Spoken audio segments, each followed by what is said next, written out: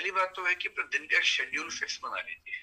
जो अराजक तरीके से पढ़ते हैं कि जब नींद खुल गई पढ़ना शुरू कर दिया, जब नींद आ गई सो गए, उससे बात नहीं बनेगी। एक प्रॉपर शेड्यूल बहुत जरूरी है। वो शेड्यूल कैसा भी हो, आप सुबह 4 बजे उठने वाला शेड्यूल बनाएं या 4 बजे सोने वाला बनाएं, इससे दिक्कत नहीं। लेकिन जो भी शेड्यूल हो वो एक तय हो, निर्धारित हो, जिस पर आप चलते हो।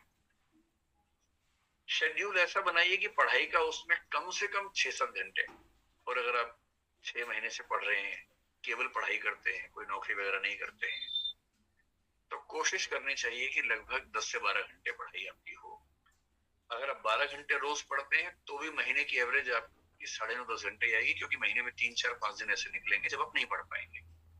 कभी स्ट्रेस हो गया, कभी परिवार का कोई काम आ गया, कभी अपना कोई काम आ गया, जाना पड़ गया, कहीं कुछ ना कुछ होता ही रहेगा।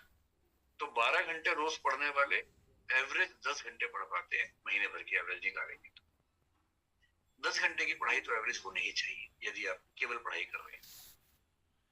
अब इस 10 घंटे को डिवाइड कैसे करना है, क्योंकि संकट ये भी तो है ना कि जो आज पढ़ा कल भूल जाएंगे, कल तो याद रहेगा नहीं वो सारा।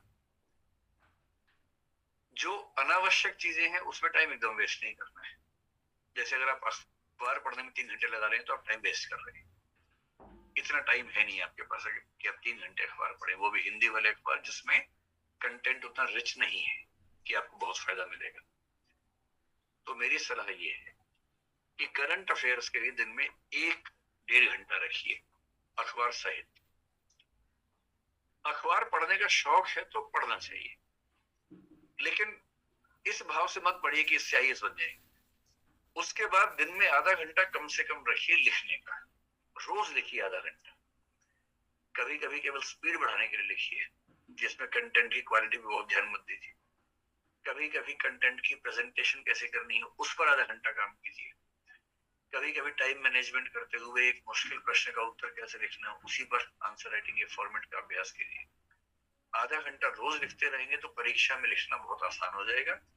और जो लोग परीक्षा से 4 दिन पहले लिखने का अभ्यास करते हैं वो साध नहीं पाते हैं। एक लंबा नियमित अभ्यास होगा लिखने का, तभी बात बनेगी। 2 घंटे हो गए। अब जो आपके पास बचे 7-8 घंटे मान लेते हैं पढ़ने के बचे हैं, उनमें कम से कम 5 घंटे पढ़िए नया। कम से कम 1 से 2 घंटे रिवीजन के रखिए मिनिमम। और हो सके तो सप्ताह में एक दिन, चाहे संडे का दिन, कुछ नया मत पढ़िए, पीछे का रिवाइज कीजिए। और इसके अलावा हो सके तो महीने के आखिरी 2 दिन, संडे हो या कोई भी दिन हो, उन 2 दिन के लिए कोई नया टारगेट मत रखिए, केवल रिवीजन रखिए। मनोविज्ञान का बहुत सामान्य नियम है कि यदि आपने किसी कंटेंट को 3 बार ठीक से रिवाइज कर लिया तो वो आपकी मेमोरी में स्थायी हो जाएगा।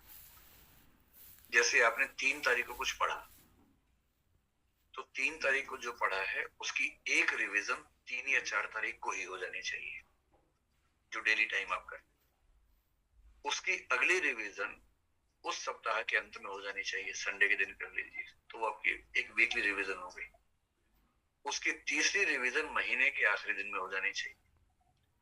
जहां आपने किसी कंटेंट को उस दिन, उस सप्ताह के अंत में और महीने के अंत में 3 बार रिवाइज कर लिया ठीक से, तो फिर वो आपकी स्मृति में लगभग स्थायी हो जाता है। इतना स्थायी है कि एग्जाम से पहले उसको जैसे देखेंगे आपको याद आता है। उतना ही चाहिए परीक्षा की। तो टाइम मैनेजमेंट का एक मोटा मोटा खाका मैंने आपको बता दिया। एक तो शेड्यूल बनाइए, एनुअल, मंथली, डेली, कि पूरे साल का टारगेट ये है। साल के टारगेट को महीने में बांट के देखेंगे तो जनवरी में ये, फरवरी में ये, मार्च में ये, मोटा मोटा क्लासिफिकेशन कर लीजिए। फिर महीने का टारगेट ध्यान में रखते हुए डेली टारगेट बना लीजिए कि आज मुझे इतना पढ़ लेना है। और फिर जो शेड्यूल बनाएंगे उसमें मैंने आपसे पहले ही कहा कि शेड्यूल मानवीय बनाइएगा, बहुत मुश्किल मत बनाइए कि जो पूरा करना संभव ना हो। वरना क्या होगा, 2 दिन आप शेड्यूल पे चलेंगे फिर हाफ के बैठ जाएंगे, उसका फायदा नहीं है। उतना ही रखिए जितना सामान्य रूप से संभव है।